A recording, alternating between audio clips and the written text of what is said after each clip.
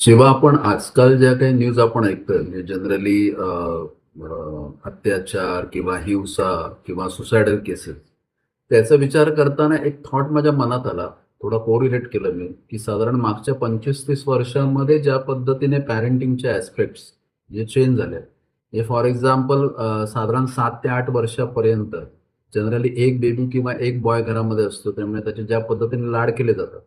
आता लाड करणं आणि प्रेम करणं याच्यामध्ये फरक आहे. बऱ्याच वेळेला आपण दुसरे पालक लाड करतायत म्हणून आपण देखील लाड करतो. कारण आपल्याला वाटतं मग कदाचित इतरांना वाटेल, की आपण प्रेम करत नाही.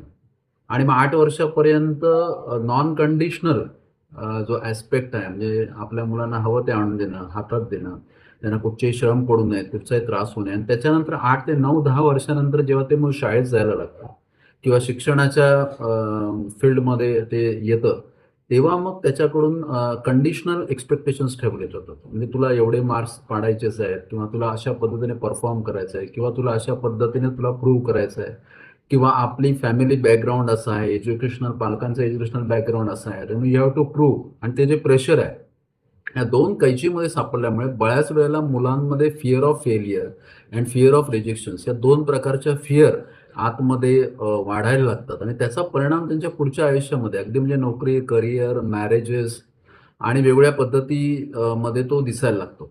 आता याच्यामध्ये काय फिअर ऑफ फेल्युअर जे आहे, बऱ्याच वेळेला काय असतं, की पहिल्या 8 वर्षापर्यंत सगळ्या गोष्टी समोर मिळालेल्या आहेत.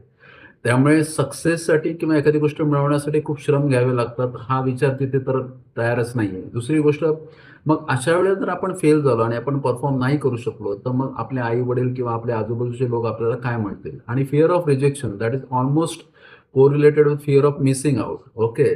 म्हणजे जर मी तेवढ्या लेव्हलला परफॉर्म नाही करू शकलो, तर I would be rejected in every way.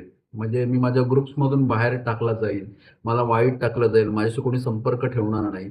Even marriage किंवा इतर बिझनेसेस किंवा जॉबमध्ये मी एकटा पडेन आणि पुढे जाऊन माझं कसं होईल? सो ही कशी आहे, याच्यामुळे जी पेशन्स लेव्हल कमी झालेली आहे आणि we are more running. Okay. म्हणजे एक प्रकारचं जे डेस्परेट जी लाईफस्टाईल झालेली आहे, त्याचे परिणाम मला वाटतं ह्या ज्या काही विघातक घटना किंवा नकारात्मक घटना, नकारात्मक गोष्टी घडतायत, तर या बाबतीत आपण सतर्क होणं गरजेचं नाही, याच्यावर विचार करणं गरजेचं आहे. तुमचे या बाबतीतले जे काही विचार असतील ते मला नक्कीच कमेंट्समध्ये सांगा. Thank you so much.